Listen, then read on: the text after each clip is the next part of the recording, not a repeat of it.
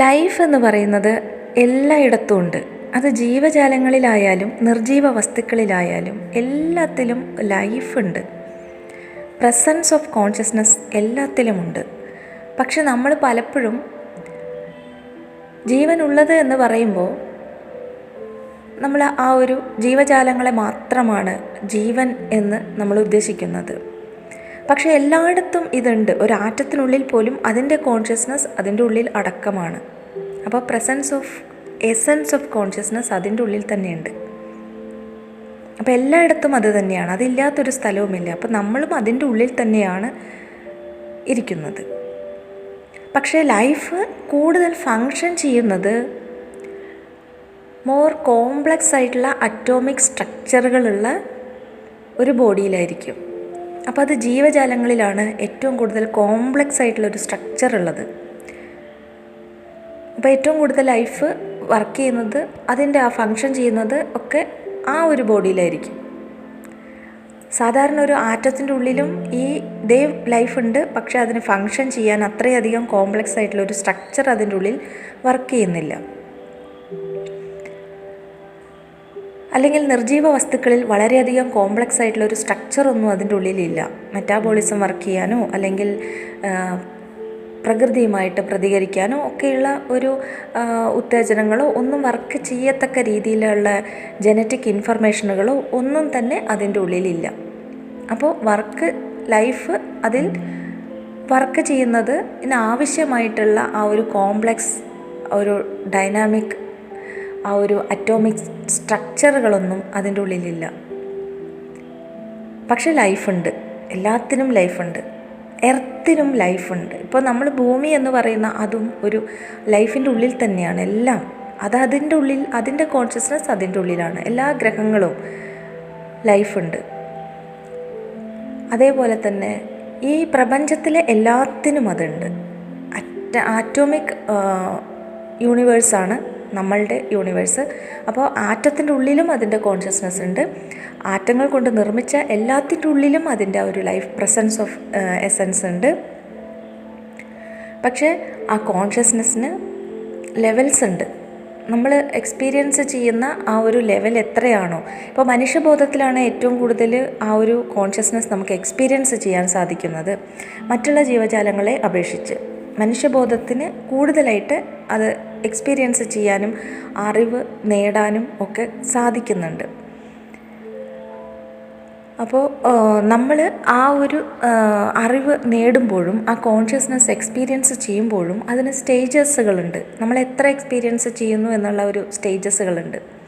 ഓരോ ലെയേഴ്സിനും ഓരോ ഡയമെൻഷനിലാണ് ഓരോ കോൺഷ്യസ്നസ്സും. അപ്പോൾ ഒരു ലെയറിലുള്ള ആ ഒരു ഇമോഷനും ഫീലിങ്സും അണ്ടർസ്റ്റാൻഡിങ് ചെയ്യുന്നത് വരെ നമുക്ക് അടുത്ത ഒരു കോൺഷ്യസ്നസ്സിലേക്ക് പോയാലും നമ്മൾ ഇവിടെ താഴത്തെ ആ ഒരു 3Dയിലുള്ള ആ ഒരു അണ്ടർസ്റ്റാൻഡിങ് ചെയ്യാത്ത ലെയറുകളിലേക്ക് നമുക്ക് വീണ്ടും വരേണ്ടി വരും. അപ്പോൾ പലപ്പോഴും പല നെഗറ്റീവ് ഇമോഷൻസും, അത് നെഗറ്റീവായാലും പോസിറ്റീവായാലും എക്സ്പീരിയൻസാണ്, എല്ലാം എക്സ്പീരിയൻസാണ്. അപ്പോൾ അതിനെ അണ്ടർസ്റ്റാൻഡിങ് ചെയ്താൽ മാത്രമാണ് നമുക്ക് ആ ഒരു തലത്തിൽ നിന്ന് അടുത്ത തലത്തിലേക്ക് സ്ഥിരമായി നിൽക്കാൻ സാധിക്കുള്ളൂ. അല്ലെങ്കിൽ നമ്മൾ ഡൗണിലേക്ക് വീണ്ടും വരേണ്ടി വരും. അപ്പോൾ 3D ലെവലിലുള്ള ഒരു കോൺഷ്യസ്നസ്സിൽ നമ്മൾ പൂർണ്ണമായിട്ടും അണ്ടർസ്റ്റാൻഡിങ് ചെയ്തിട്ടില്ല എങ്കിൽ പലപ്പോഴും നമ്മൾ 3D ലെവലിലുള്ള ആ ഒരു നെഗറ്റീവ് ഫീലിങ്സ് എല്ലാം, ഒരു 50% ഓഫ് നെഗറ്റീവ് ഫീലിങ്സ് 3D ലെവലിലുണ്ടാവും, 50% പോസിറ്റീവ് ഫീലിങ്സും ഉണ്ടാവും. അപ്പോൾ ഇത് രണ്ടും നമ്മൾ എക്സ്പീരിയൻസ് ചെയ്ത് അണ്ടർസ്റ്റാൻഡിങ് ചെയ്ത് ഒരു ലെവൽ ഓഫ് അണ്ടർസ്റ്റാൻഡിങ് കഴിയുമ്പോൾ മാത്രമാണ് നമ്മൾ അടുത്ത ഒരു 4th Dയിൽ സ്ഥിരമായിട്ട് നിൽക്കാൻ സാധിക്കുള്ളൂ. അല്ലെങ്കിലും നമ്മൾ 4th ഡയമെൻഷനിലേക്ക് നമ്മളുടെ ആ ഒരു കോൺഷ്യസ്നസ് ലെവൽ എക്സ്പാൻഡ് ആയിട്ടുണ്ടാവും. പക്ഷെ അവിടെ നമുക്ക് സ്ഥിരമായിട്ട് ആ ഒരു ഡയമെൻഷനിൽ നമ്മളുടെ കോൺഷ്യസ്നസ് ലെവലിൽ നിൽക്കാൻ സാധിക്കില്ല. അപ്പോൾ നമ്മൾ പലപ്പോഴും നമ്മളുടെ ഫ്രീക്വൻസി ഡൗണായി താഴത്തേക്ക് വീണ്ടും വരും. ആ വരുന്ന സമയത്ത് നമ്മളിതിനെ അണ്ടർസ്റ്റാൻഡിങ് ചെയ്യുക എന്നുള്ളതാണ്. അണ്ടർസ്റ്റാൻഡിങ് ചെയ്യാനായിട്ട് നമ്മൾ ആ ഫീലിങ്സിനെ, ആ ഒരു ഇമോഷനെ നമ്മൾ ഒബ്സർവ് ചെയ്യുക എന്നത് മാത്രമാണ് അവിടെ ചെയ്യാനുള്ളൂ. അപ്പോൾ ഒരു ഇമോഷൻ നമുക്ക് ഉണ്ടാകുമ്പോൾ നമ്മൾ അതിൻ്റെ ഉള്ളിലേക്ക് ഇൻവോൾവ് ആയി കഴിഞ്ഞാൽ നമ്മൾക്ക് ഒരിക്കലും ഒബ്സർവ് ചെയ്യാൻ സാധിക്കില്ല. നമ്മളും അതും ഒന്നായി കഴിയും. അപ്പോൾ പിന്നെ നമുക്ക് ഒബ്സർവ് ചെയ്യാൻ സാധിക്കില്ല. നമ്മൾ വേറൊരു വ്യക്തിയായി മാറി നിന്ന് ആ ഇമോഷനെ നമ്മൾ വേറൊരു തലത്തിൽ നിന്നുകൊണ്ട് നിരീക്ഷിക്കാൻ സാധിച്ചാൽ മാത്രമാണ് നമുക്കതിനെ അണ്ടർസ്റ്റാൻഡിങ് ചെയ്യാൻ സാധിക്കുള്ളൂ. അല്ലാത്ത പക്ഷം നമ്മളും അതും ഒന്നായി നിൽക്കും, നമ്മൾക്കതിനെ അണ്ടർസ്റ്റാൻഡിങ് ചെയ്യാൻ സാധിക്കില്ല. ഇപ്പോൾ ഒരു വെള്ളച്ചാട്ടത്തിൻ്റെ ഉള്ളിൽ നമ്മൾ പെട്ട അവസ്ഥയായിരിക്കും നമ്മൾ ഇമോഷൻ്റെ ഉള്ളിൽ നമ്മൾ പെട്ടുപോയി കഴിഞ്ഞാൽ. എന്നാൽ ദൂരെ നിന്ന് വെള്ളച്ചാട്ടം നമുക്ക് ആസ്വദിക്കാം, അതിൻ്റെ ആ ഒരു ഭംഗി നമുക്ക് മനസ്സിലാക്കാം. പക്ഷേ അതിൻ്റെ ഉള്ളിൽ നമ്മൾ പെട്ടുപോയാൽ അതിൻ്റെ ഭംഗിയോ അതിൻ്റെ ഒരു മനോഹാരിതയോ നമ്മൾക്കത് അനുഭവിക്കാൻ സാധിക്കില്ല. എന്നതുപോലെയാണ് നമ്മൾ ഇമോഷൻ്റെ ഉള്ളിൽ പെട്ടുപോയാലും നമ്മൾക്ക് അത് ഒരു എക്സ്പീരിയൻസ് ആണ് എന്നുള്ളത് മനസ്സിലാക്കാനും അത് അണ്ടർസ്റ്റാൻഡിങ് ചെയ്യാനും സാധിക്കില്ല. അപ്പോൾ ദൂരെ നിന്ന് നമ്മൾ മറ്റൊരു വ്യക്തിയായിട്ട് നമ്മളുടെ ഇമോഷനെ നിരീക്ഷിക്കാൻ എന്നാണോ ഒബ്സർവ് ചെയ്യാൻ സാധിക്കുന്നത് അന്ന് വരെ നമുക്ക് ആ ഇമോഷനെ അണ്ടർസ്റ്റാൻഡിങ് ചെയ്യാൻ സാധിക്കില്ല. ഈ ഇമോഷൻ പല പ്രാവശ്യം നമ്മളൊരു സങ്കടമാണ് എങ്കിൽ നമ്മൾ പല പ്രാവശ്യം ഇത് എക്സ്പീരിയൻസ് ചെയ്യും. വീണ്ടും റിപ്പീറ്റഡായിട്ട് അതേ പാറ്റേൺ തന്നെ നമ്മളുടെ ലൈഫിലേക്ക് വരും, അതേ സെയിം പാറ്റേൺ തന്നെ. പക്ഷേ ആ സിറ്റുവേഷൻസ് വേറെ ആയിരിക്കും. സങ്കടം ഒന്നായിരിക്കും, പക്ഷേ സിറ്റുവേഷൻസ് വേറെ ആയിരിക്കും. ഓരോ സിറ്റുവേഷനും പലതരത്തിൽ ക്രിയേറ്റ് ചെയ്തുകൊണ്ട് സെയിം ഫീലിങ്സ് നമ്മളിലേക്ക് വരും. അപ്പോൾ ആ ഒരു സിറ്റുവേഷനിൽ നമ്മൾ അതിൻ്റെ ഉള്ളിൽ പെട്ടുപോയാൽ നമുക്ക് ഒരിക്കലും അതിനെ അണ്ടർസ്റ്റാൻഡിങ് ചെയ്യാൻ സാധിക്കില്ല. അപ്പോൾ ഏറ്റവും നമ്മൾ മനസ്സിലാക്കേണ്ട ഒരു കാര്യം, നമ്മളിലൊരു ഇമോഷൻ ഉണ്ടാവുമ്പോൾ നമ്മൾക്ക് അതിനെ അണ്ടർസ്റ്റാൻഡിങ് ചെയ്യണമെങ്കിൽ നമ്മൾ മറ്റൊരു വ്യക്തിയായിട്ട് മാറി നിന്നുകൊണ്ട് നമ്മുടെ ഇമോഷനെ, നമ്മുടെ ഉള്ളിലുണ്ടാകുന്ന ഇമോഷനെ നിരീക്ഷിക്കാൻ നമ്മൾ ശ്രമിക്കണം. അതത്ര ഈസി അല്ല, അതത്ര ഒരു ഹാർഡായിട്ടുള്ളൊരു ടഫായിട്ടുള്ളൊരു കാര്യം തന്നെയാണ്. നമ്മളുടെ ഉള്ളിൽ തന്നെയാണ്, നമ്മളും അതും ഒന്നായിട്ടാണ് നിൽക്കുന്നത്. അപ്പോൾ സെപ്പറേറ്റ് ആയിട്ട് നിന്ന് നിരീക്ഷിക്കുക എന്നുള്ളത് പറയാമെങ്കിലും അത്ര സിമ്പിളായിട്ടുള്ളൊരു കാര്യമല്ല. പക്ഷെ അതിന് നമ്മൾ പ്രാക്ടീസ് ചെയ്താൽ, നമ്മളതിനെ മനസ്സിലാക്കി പ്രാക്ടീസ് ചെയ്ത് കഴിഞ്ഞാൽ നമ്മൾക്കത് സാധിക്കും. അപ്പോൾ ആ പ്രാക്ടീസാണ് നമ്മൾ ചെയ്ത് പഠിക്കേണ്ടത്. ആ പ്രാക്ടീസിലേക്ക് നമ്മൾ എത്തണമെങ്കിൽ നമ്മൾക്ക് കുറേ കാര്യങ്ങൾ അറിയണം, അറിവ് നേടണം. അതിനുശേഷം നമ്മളെ ഒബ്സർവ് ചെയ്യണം. അപ്പോൾ ആദ്യം നമ്മൾ തോട്ട്സിനെ ആയിരിക്കും ഒബ്സർവ് ചെയ്യാൻ സാധിക്കുള്ളൂ. നമ്മൾ ചിന്തകളെ ഒബ്സർവ് ചെയ്യാൻ ആദ്യം പഠിക്കുക. അത് കുറേ കാലം നമ്മൾ എക്സ്പീരിയൻസ് ചെയ്തതിന് ശേഷം നമുക്ക് ഇമോഷനെ ഒബ്സർവ് ചെയ്യുക എന്നുള്ളൊരു തലത്തിലേക്ക് കടക്കാം. ഇമോഷനെ നമ്മൾ ഒബ്സർവ് ചെയ്യുമ്പോൾ തന്നെ അത് നമ്മൾക്ക് ആ ഇമോഷൻ അവിടെ ഇല്ലാതാവും. അത് ജസ്റ്റ് ഒരു എക്സ്പീരിയൻസ് ആയിട്ട് മാറും. അതിൻ്റെ ഒരു ഹാർഡ്നെസ് നമുക്ക് അനുഭവപ്പെടില്ല. നമ്മൾ ഒബ്സർവ് ചെയ്തില്ലെങ്കിലോ അതിൻ്റെ ഒരു സഫറിങ് നമ്മൾ അനുഭവിച്ചുകൊണ്ടേയിരിക്കും. അത് നെഗറ്റീവായാലും അത് പോസിറ്റീവായാലും. ഹാപ്പിനെസ് ആണെങ്കിലും നമ്മൾ അതിനൊന്ന് നിരീക്ഷിക്കുക, എന്താണ് എന്നിൽ സംഭവിക്കുന്നത് എന്നുള്ളത്. നമ്മൾ കാരണത്തോടെയാണ് സന്തോഷിക്കുന്നത്. അപ്പോൾ ഒരു കാരണം ഉണ്ട്, സന്തോഷിക്കാനുള്ളൊരു കാരണമുണ്ട്. അങ്ങനൊരു കാരണമുണ്ട് എങ്കിൽ ആ സന്തോഷം അല്പനേരത്തേക്കേ ഉണ്ടാവുള്ളൂ. അപ്പോൾ ആ കാരണം അല്പനേരത്തേക്ക് നിൽക്കുള്ളൂ. ആ കാരണം കൊണ്ടുണ്ടായ സന്തോഷം അല്പനേരം മാത്രമേ നമ്മളിൽ ഉണ്ടാവുള്ളൂ. അപ്പോൾ നമുക്ക് പിന്നെ എന്താ ചെയ്യാൻ പറ്റുക? നെക്സ്റ്റ് ദുഃഖമായിരിക്കാം എക്സ്പീരിയൻസ് ചെയ്യാൻ പോകുന്നത്. അപ്പോൾ നമ്മൾ ആ ഒരു സമയത്ത് നമ്മൾ സ്റ്റേബിളായിട്ട് നിൽക്കുക. അമിതമായിട്ടുള്ള ഒരു ഇമോഷൻസിലേക്ക്, സന്തോഷമായാലും സങ്കടമായാലും അതിൻ്റെ ഉള്ളിലേക്ക് നമ്മൾ ഇൻവോൾവ് ആകേണ്ട ആവശ്യമില്ല. അപ്പം നമ്മൾ അതിൻ്റെ ഒരു സ്റ്റേബിളായിട്ടുള്ള ഒരു സെൻറ്റർ പൊസിഷനിൽ നിന്നുകൊണ്ട് നമ്മൾ രണ്ടിനെയും നോക്കി കാണണം. അപ്പോൾ മാത്രമാണ് നമുക്കതിനെ അണ്ടർസ്റ്റാൻഡിങ് ചെയ്യാൻ പറ്റുള്ളൂ. അതിപ്പോൾ ഒരു ഹാപ്പി ആയിട്ടുള്ള ഒരു സന്തോഷമായാൽ പോലും അതിനെ നമ്മൾ ഒബ്സർവ് ചെയ്താൽ മാത്രമാണ് അത് അണ്ടർസ്റ്റാൻഡിങ് നമുക്ക് ചെയ്യാൻ പറ്റുള്ളൂ. അണ്ടർസ്റ്റാൻഡിങ് ചെയ്ത് കഴിഞ്ഞാൽ വളരെ ഈസിയാണ്. പിന്നെ നമുക്ക് ആ ഒരു സിറ്റുവേഷൻ വരുമ്പോൾ നമ്മളൊരു സ്റ്റേബിളായിട്ടുള്ള പൊസിഷനിലായിരിക്കും. നമുക്ക് ആ ഒരു ഹാപ്പി ആയാലും സങ്കടമായാലും എന്തായാലും നമ്മളെ അത് വല്ലാണ്ട് ഉലയ്ക്കില്ല. സന്തോഷം എക്സ്പീരിയൻസ് ചെയ്യാൻ നല്ല സുഖമാണ്, പക്ഷേ സഫറിങ് വരുമ്പോൾ അത് എക്സ്പീരിയൻസ് ചെയ്യാൻ കുറച്ച് ബുദ്ധിമുട്ടാണ്. എന്നാലും സന്തോഷവും സങ്കടവും വരുമ്പോൾ നമ്മൾ ആ ഒരു ഇമോഷനെ ആരാണിത് എക്സ്പീരിയൻസ് ചെയ്യുന്നത് എന്ന് മാത്രം നിരീക്ഷിക്കുക. ആരാണിത് എക്സ്പീരിയൻസ് ചെയ്യുന്നത് എന്ന് നിരീക്ഷിക്കുമ്പോൾ നമുക്ക് മനസ്സിലാവും നമ്മളുടെ മനസ്സ് എന്ന് പറയുന്നതിന് ഇതിനെ അണ്ടർസ്റ്റാൻഡിങ് ചെയ്യാനുള്ള ഒരു കപ്പാസിറ്റി ഇല്ല. മനസ്സ് എന്താണോ പഠിച്ചു വെച്ചിരിക്കുന്നത് അത് വെച്ചിട്ടാണ് അണ്ടർസ്റ്റാൻഡിങ് ചെയ്യുന്നത്, ആ ലോജിക് സിസ്റ്റം വെച്ചിട്ട്. പക്ഷേ അതിനും അപ്പുറത്തേക്ക് ഇതാരാണ് ഒബ്സർവ് ചെയ്യുന്നത് എന്ന് നോക്കുമ്പോൾ കോൺഷ്യസ്നെസ് ആണ്. ആ ഒരു ലൈഫാണ്, ആ ഒരു ജീവനാണ്. അപ്പോൾ ആ കോൺഷ്യസ്നെസ്സാണ് ഇത് എക്സ്പീരിയൻസ് ചെയ്യുന്നത്. അപ്പോൾ ആരാണ് ഇതിനെ എക്സ്പീരിയൻസ് ചെയ്യുന്നത്? ഇപ്പോൾ നമ്മൾ കണ്ണുകൊണ്ടൊരു കാര്യം കാണുന്നു എന്നിരിക്കെ കണ്ണിന് അതെന്താണ് എന്ന് മനസ്സിലാക്കാനുള്ള ആ ഒരു ഇതില്ല. കണ്ണായി ഇൻപുട്ട് എടുക്കുന്നു എന്ന് മാത്രമേ ഉള്ളൂ. പക്ഷേ ആ ഇൻപുട്ട് അത് പ്രോസസ്സ് ചെയ്യുന്ന ബ്രെയിനിന് അതിലുള്ള ഡേറ്റ വെച്ച് അനലൈസ് ചെയ്യാൻ മാത്രമേ പറ്റുള്ളൂ. പക്ഷേ ആരാണ് ഇതിനെ എക്സ്പീരിയൻസ് ചെയ്യുന്നത്? അവിടെ നോക്കുമ്പോൾ നമ്മളുടെ മനസ്സോ ചിന്തയോ ആ ഒരു നമ്മളുടെ ഇന്ദ്രിയങ്ങളോ അല്ല. അതിനും അപ്പുറത്തേക്ക് ആ ഒരു എക്സ്പീരിയൻസ് എടുക്കുന്നത് ആരാണ്? അതൊരു കോൺഷ്യസ്നെസ്സാണ്. അതാണ് ലൈഫ്. ആ ലൈഫ് എല്ലാത്തിനും എക്സ്പീരിയൻസ് ചെയ്യുന്നുണ്ട്. എല്ലാത്തിൻ്റെ ഉള്ളിലൂടെയും ലൈഫ് ഓരോന്നും എക്സ്പീരിയൻസ് ചെയ്തുകൊണ്ടിരിക്കുകയാണ്. അപ്പോൾ ആരാണ് ആ എക്സ്പീരിയൻസ് എടുക്കുന്നത് എന്ന് നമ്മൾ നിരീക്ഷിക്കുക. അത് സന്തോഷമായാലും സങ്കടമായാലും. അപ്പോൾ നമുക്ക് മനസ്സിലാകും നമ്മൾ ആരാണ്. നമ്മൾ എന്ന് പറയുന്നത് മനസ്സോ അല്ലെങ്കിൽ ശരീരമോ അല്ലെങ്കിൽ ബുദ്ധിയോ അങ്ങനെ അറിവോ ഇതൊന്നുമല്ല നമ്മൾ എന്നുള്ളത് നമുക്ക് മനസ്സിലാകും. ആ പ്യുവർ എസൻസിലേക്ക് നമുക്ക് എത്തിച്ചേരാനുള്ള എളുപ്പ വഴിയാണത്.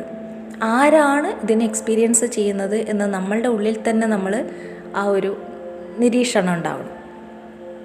ഇപ്പം മനസ്സിൻ്റെ ഉള്ളിൽ മനസ്സ് സംസാരിക്കുന്നത് നമുക്ക് കേൾക്കണമെങ്കിൽ ഒരു എളുപ്പ വഴിയുണ്ട്. എന്താണ് മനസ്സിൻ്റെ ശബ്ദം എന്ന് ആദ്യം നമ്മൾ അത് മനസ്സിലാക്കണം. ഇപ്പോൾ മനസ്സിൻ്റെ ശബ്ദം മനസ്സിലാക്കാനായിട്ട് നമ്മൾ നിശബ്ദമായിട്ട് ഞാൻ ആരാണ് എന്ന് മനസ്സിൻ്റെ ഉള്ളിൽ ചോദിക്കുക. അപ്പോൾ ആ ശബ്ദം എവിടെ നിന്നാണ് വരുന്നത്? ഞാൻ ആരാണ് എന്നുള്ള നിശബ്ദമായുള്ള ഒരു ചോദ്യം, അതാണ് മനസ്സിൻ്റെ ശബ്ദം. ഇനി ഞാൻ ആരാണ് എന്ന് നിശബ്ദമായി പോലും ചോദിക്കാതെ ഞാൻ ആരാണ് എന്ന് അറിയുന്ന ആ ഒരു തലത്തിലേക്കാണ് കോൺഷ്യസ്നെസ് കിടക്കുന്നത്. ആ നിശബ്ദമായ ശബ്ദം പോലും ഇല്ലാത്ത ആ ഒരു തലത്തിലാണ്. അപ്പോൾ ബോധത്തിൻ്റെ ആ തലത്തിൽ അത് നിശബ്ദതയിൽ അറിയുന്നു എല്ലാം എന്നുള്ളതാണ്. മനസ്സിന് ശബ്ദമുണ്ട്. അപ്പോൾ അത് നമ്മൾ സൈലൻ്റായിട്ട് മനസ്സിൻ്റെ ഉള്ളിൽ നമ്മൾ ചോദിക്കുക ഞാൻ ആരാണ് എന്നുള്ളത് ശബ്ദമില്ലാതെ ചോദിച്ചാൽ അതാണ് മനസ്സിൻ്റെ ശബ്ദം. ഇനി അങ്ങനെ പോലും ചോദിക്കാതെ ഞാൻ ആരാണ് എന്ന് എക്സ്പീരിയൻസ് ചെയ്യുന്ന ആ എക്സ്പീരിയൻസ്, അതാണ് ആ ഒരു കോൺഷ്യസ്നെസ്. അപ്പോൾ ലൈഫ് എന്ന് പറയുന്നത് എല്ലായിടത്തും എവ്രിവെയർ, അത് എല്ലാ ജീവജാലങ്ങളിലും നിർജീവ വസ്തുക്കളിലും എല്ലാത്തിലും ലൈഫ് ഓരോന്നും എക്സ്പീരിയൻസ് ചെയ്തുകൊണ്ടിരിക്കുന്നു, ഓരോ എക്സ്പീരിയൻസ് എടുത്തുകൊണ്ടിരിക്കുന്നു. നമ്മളുടെ ഈ ശരീരത്തിലൂടെ ലൈഫ് എടുക്കുന്ന എക്സ്പീരിയൻസുകളാണ് നമ്മൾ അനുഭവിക്കുന്നത്. അപ്പോൾ അത് ആരാണ് എക്സ്പീരിയൻസ് ചെയ്യുന്നത് എന്നുള്ളൊരു നിരീക്ഷണം മാത്രം മതി, ആ ഒബ്സർവേഷൻ മാത്രം മതി നമ്മൾക്ക് ആ ഒരു കോൺഷ്യസ്നെസ് ലെവല് നമ്മളുടെ ഇൻക്രീസ് ചെയ്ത് പോകാനായിട്ട്. അത് ഓരോ ഫീലിങ്സും ഇമോഷനും നമുക്ക് അണ്ടർസ്റ്റാൻഡിങ് ചെയ്യാനുള്ള ഒരു എളുപ്പ വഴിയാണ്. ഓരോ ഫീലിങ്സും നമ്മളിലേക്ക് വരുമ്പോൾ ഇതാരാണ് എക്സ്പീരിയൻസ് ചെയ്യുന്നത്, അത്രയും മാത്രം മതി നമ്മൾ ചിന്തിച്ചാൽ മതി. ആ ഒരു എസൻസിലേക്ക്, ആ ഒരു പ്രസൻസിലേക്ക്, ആ ഒരു കോൺഷ്യസ്നെസ് ലെവലിലേക്ക് നമ്മൾ എത്തിച്ചേരും. അപ്പോൾ ആക്ച്വലി ആ ഒരു ലെവൽ ഓഫ് കോൺഷ്യസ്നെസ് ഇൻക്രീസ് ആവും. അതിലൂടെ നമ്മളുടെ ആ ഒരു എക്സ്പീരിയൻസ് നമ്മൾ അങ്ങനെ കാണാൻ ശ്രമിക്കുമ്പോൾ കോൺഷ്യസ്നെസ് ലെവല് ഇൻക്രീസ് ആവും. അപ്പോൾ സാധാരണ നമ്മളുടെ ബ്രെയിൻ എങ്ങനെ വർക്ക് ചെയ്യുന്നത്, നമ്മളുടെ ലോജിക് സിസ്റ്റം വെച്ചാണ് വർക്ക് ചെയ്യുന്നത് എങ്കിൽ അവിടെ ലോജിക് സിസ്റ്റത്തിനും അപ്പുറത്ത് വർക്ക് ചെയ്യുന്ന ആ ഒരു സിസ്റ്റത്തിലേക്ക് നമ്മൾ കണക്റ്റ് ആവും.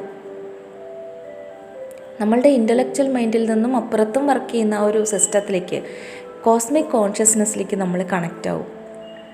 അപ്പോൾ വളരെ ഈസിയാണ് എല്ലാത്തിനെയും എക്സ്പീരിയൻസ് ചെയ്യുമ്പോൾ ആ ഒരു പ്രസൻസ് ഓഫ് എസൻസിനെ നമുക്ക് എക്സ്പീരിയൻസ് ചെയ്യാൻ സാധിക്കും. ആ ഒരു പ്യുവറായിട്ടുള്ള ഒരു കാരണം ഇല്ലാതെ നമുക്ക് സംതൃപ്തി, സാറ്റിസ്ഫാക്ഷനൊക്കെ നമുക്ക് അനുഭവിക്കാൻ സാധിക്കും.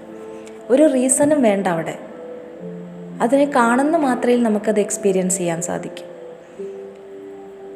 അപ്പോൾ അതൊരു കൊച്ചുകുട്ടി നിറങ്ങളെ കാണുന്നതും ചെടികളെ കാണുന്നതും മരങ്ങളെ അല്ലെങ്കിൽ അങ്ങനെയുള്ള കാഴ്ചകളൊക്കെ കാണുമ്പോൾ ആ കൊച്ചുകുട്ടി അത് ചെടിയാണോ മരമാണോ എന്നുപോലും അറിയാതെയാണ് ആ ഒരു കാഴ്ചകളെ എക്സ്പീരിയൻസ് ചെയ്യുന്നത്. അപ്പോൾ ആ ഒരു ഇൻ്റലക്ച്വൽ മൈൻഡിൻ്റെ ആ ഒരു ഇതില്ലാതെ നമുക്കതിനെ എക്സ്പീരിയൻസ് ചെയ്യാൻ സാധിച്ചാൽ അപ്പോഴാണ് നമ്മൾ ആ ഒരു ബോധ തലത്തിലേക്ക് എക്സ്പാൻഡ് ആയിട്ടുണ്ടാവുക. അതുവരെ നമ്മൾ എക്സ്പീരിയൻസ് ചെയ്യുന്നത് യഥാർത്ഥമല്ല. നമ്മളുടെ ബ്രെയിനിൽ എത്ര ഡേറ്റ ഉണ്ടോ അതിനനുസരിച്ചിട്ടുള്ള കാര്യങ്ങൾ മാത്രമാണ്. ഓരോ വ്യക്തിക്കും ആ ഡേറ്റ ഇൻഫർമേഷൻ എല്ലാം ഡിഫറെൻ്റാണ്. അപ്പോൾ അവനവൻ്റെ ഉള്ളിൽ എത്ര ഡേറ്റ ഇൻഫർമേഷനൊക്കെ ഉണ്ടോ അതിനനുസരിച്ചിട്ടുള്ള ഒരു എക്സ്പീരിയൻസ് മാത്രമാണ് നമുക്ക് കിട്ടുന്നത്. പക്ഷേ കോൺഷ്യസ്നെസ് എപ്പോഴും ഉണ്ട്, അത് എപ്പോഴും ഈ എക്സ്പീരിയൻസ് എടുക്കുന്നുണ്ട്. അതിനെ മനസ്സിലാക്കുന്നില്ല നമ്മളെന്ന് മാത്രം. നമ്മളത് നമ്മുടെ ബ്രെയിനിലേക്ക് ആ ഒരു എക്സ്പീരിയൻസ് കിട്ടുന്നില്ല എന്ന് മാത്രം. അപ്പോൾ അത് നമുക്ക് കിട്ടുമ്പോൾ നമ്മളും ഈ കോസ്മിക് കോൺഷ്യസ്നെസ്സും ഒന്നാകുന്ന ഒരു ഫീല് നമുക്ക് എക്സ്പീരിയൻസ് ചെയ്യാൻ സാധിക്കും. അപ്പോൾ ഡൗൺ ആയിട്ടുള്ള ആ ഒരു ഫീലിങ്സ് എല്ലാം നമ്മളിൽ നിന്ന് വിട്ടുപോകാൻ തുടങ്ങും. നെഗറ്റീവായിട്ടുള്ള കാര്യങ്ങളൊക്കെ നമ്മൾ അതെല്ലാം ഡിറ്റാച്ച് ചെയ്യാൻ തുടങ്ങും. നമ്മളിൽ നിന്ന് ഡിറ്റാച്ചായി പോകാൻ തുടങ്ങും. കൂടുതലായിട്ടുള്ള പോസിറ്റീവായിട്ടുള്ള കാര്യങ്ങൾ നമ്മളിലേക്ക് വരാൻ തുടങ്ങും. കാരണം നമ്മളിൽ ഇല്ല, അതൊന്നും നമ്മളുടെ ഉള്ളിലുണ്ടെങ്കിലാണ് അത് നമ്മളുടെ റിഫ്ലക്ഷനായിട്ട് മുന്നിൽ വന്ന് നിൽക്കുകയുള്ളൂ. നെഗറ്റീവ് നമ്മുടെ ഉള്ളിലുള്ളപ്പോഴാണ് നമ്മുടെ റിഫ്ലക്ഷനായി അത് നമ്മുടെ മുമ്പിൽ വന്ന് നിൽക്കുകയുള്ളൂ. നമ്മുടെ ഉള്ളിൽ അതൊന്നും ഇല്ല എങ്കിൽ പിന്നെ എങ്ങനെയാണ് നമ്മുടെ മുമ്പിലേക്ക് നെഗറ്റീവ് കാര്യങ്ങൾ, സിറ്റുവേഷനുകൾ വരുന്നത്? ഒരിക്കലും വരാൻ സാധിക്കില്ല. അപ്പോൾ ആ ഒരു കോസ്മിക് ആ ഒരു കോൺഷ്യസ്നെസ് ലെവലിൽ നമുക്ക് ഈ എർത്തിനെ എക്സ്പീരിയൻസ് ചെയ്യാൻ സാധിക്കും. അങ്ങനെ നമ്മൾ സഞ്ചരിക്കുമ്പോൾ വളരെ ഈസി ആയിട്ട് നമുക്ക് ഫ്ലോ ആയിട്ട് തോന്നും. നമ്മൾ ഈ പ്രപഞ്ചത്തിൻ്റെ കൂടെ ഇണങ്ങി ചേർന്ന് സഞ്ചരിക്കുന്ന ആ ഒരു ഫ്ലോ നമുക്ക് വളരെ ഈസി ആയിട്ട് അനുഭവപ്പെടും. Thank you. മറ്റൊരു വീഡിയോയുമായിട്ട് വീണ്ടും കാണാം.